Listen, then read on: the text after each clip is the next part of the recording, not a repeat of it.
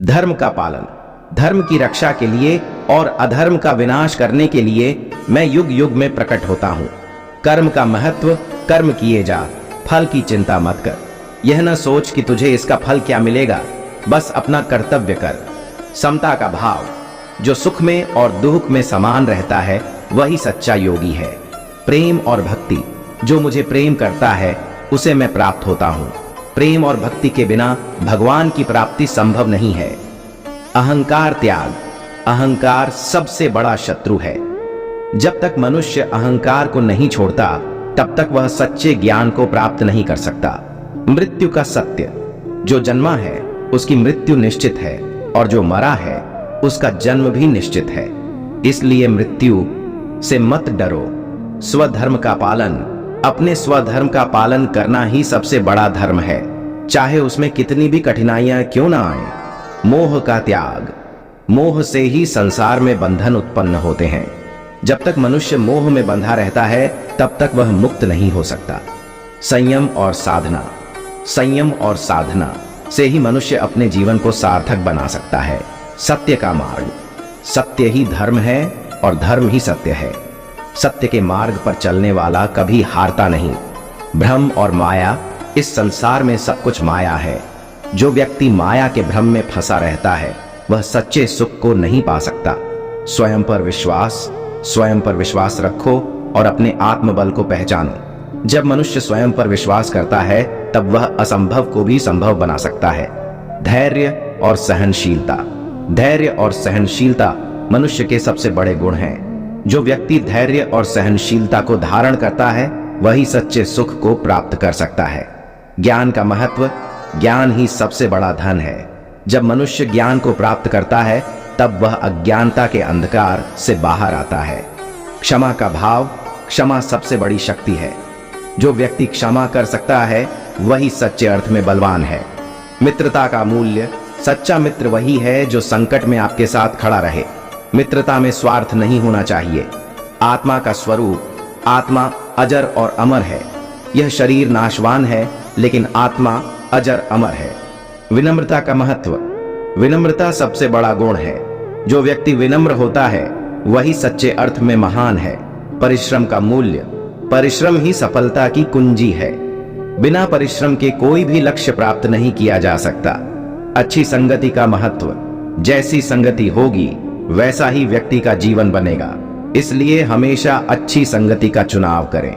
श्री कृष्ण के ये वचन हमें जीवन में सही दिशा दिखाने के साथ साथ हमारी आत्मा को शांति और संतोष प्रदान करते हैं। उनके उपदेशों को अपने जीवन में अपनाकर हम जीवन को अधिक सार्थक और सफल बना सकते हैं। गांव में एक युवक था जिसका नाम विवेक था। विवेक बहुत ही होशियार और साहसी था, लेकिन उसकी परिस्थितियां हमेशा कठिन रही थीं। उसका परिवार गरीब था और उसकी शिक्षा भी पूरी नहीं हो पाई थी। लेकिन विवेक का सपना था कि वह अपने गांव और परिवार का नाम रोशन करे और एक दिन बड़ा आदमी बने। विवेक की कठिनाइयां और संघर्ष बढ़ते जा रहे थे, लेकिन उसने कभी हार नहीं मानी। वह दिन रात मेहनत करता था और अपने सपनों को पूरा करने के लिए निरंतर प्रयास करता था। गांव वाले उसे अक्सर कहते थे कि उसकी मेहनत का कोई मूल्य नहीं है और वह कभी भी सफलता नहीं प्राप्त कर पाएगा। लेकिन विवेक की इच्छा और आत्मविश्वास अडिग थे। एक दिन विवेक ने अपने गुरु से सलाह मांगी, जो एक सच्चे ज्ञानी और धर्मात्मा थे। गुरु ने विवेक को कहा, श्री कृष्ण की उपासना और उनके विचारों का अनुसरण तुम्हें सफलता की दिशा में मार्गदर्शन प्रदान कर सकता है। श्री कृष्ण की कहानियां और उपदेश तुम्हारी मेहनत को सही दिशा में मोड़ सकते हैं। श्री कृष्ण की उपासना, गुरु की बातों को मानते हुए विवेक ने श्री कृष्ण की उपासना शुरू कर दी। उसने गीता के श्लोकों का अध्ययन किया और उनके संदेशों को आत्मसात करने की कोशिश की। श्री कृष्ण की उपासना और उनके वचनों ने विवेक को मानसिक बल और धैर्य प्रदान किया। एक दिन विवेक को एक कहानी सुनने को मिली जो श्री कृष्ण की प्रेरणा का स्रोत बनी। कहानी इस प्रकार थी, संपूर्ण गांव की समस्याएं। बहुत समय पहले एक गांव में हर किसी को दैविक समस्याओं का सामना करना पड़ रहा था। फसलें बर्बाद हो रही थीं और गांव के लोग दुखी थे। गांव के प्रधान ने निर्णय लिया कि वे श्री कृष्ण की उपासना करेंगे और उनसे आशीर्वाद प्राप्त करेंगे। आखिरकार विक्रम महर्षि वेद व्यास के आश्रम पहुंच गया। वह गुरु के पास गया और कहा, हे महर्षि, मैं बहुत कठिन यात्रा करके यहाँ पहुंचा हूँ।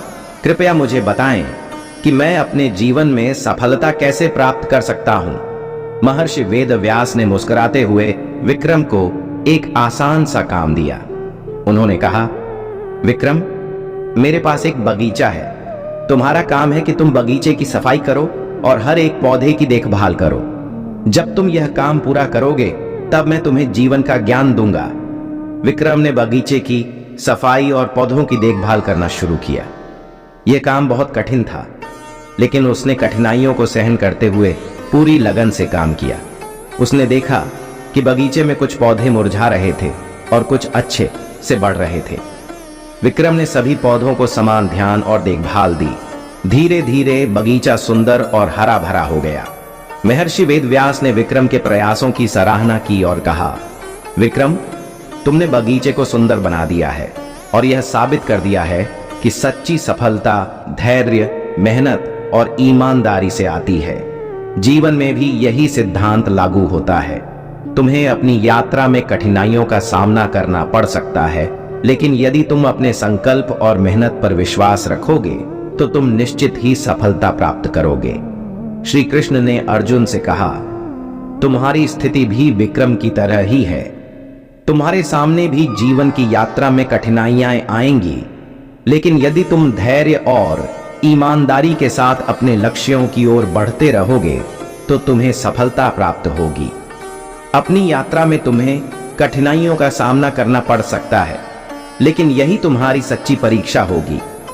अर्जुन ने श्री कृष्ण की बातें सुनी और उन्हें अपने जीवन में लागू करने का निर्णय लिया। उसने अपने संकल्प को दृढ़ किया और अपनी मेहनत और लगन से अपने जीवन को सुधारने की दिशा में काम किया। उसकी यात्रा और कठिनाइयां उसे और भी मजबूत बनाती गईं और धीरे धीरे उसने अपने जीवन में सफलता और संतोष प्राप्त किया। श्री कृष्ण की यह प्रेरणादायक कथा अर्जुन को और सभी युवाओं को यह सिखाती है कि सत्य, धैर्य और संकल्प के साथ अपने लक्ष्यों की ओर बढ़ना ही सच्ची सफलता की कुंजी है। जीवन की कठिनाइयों और चुनौतियों को स्वीकार करके और ईमानदारी से काम करके हम अपने सपनों को साकार कर सकते हैं। वीडियो पसंद आया हो तो लाइक और चैनल को सब्सक्राइब जरूर करें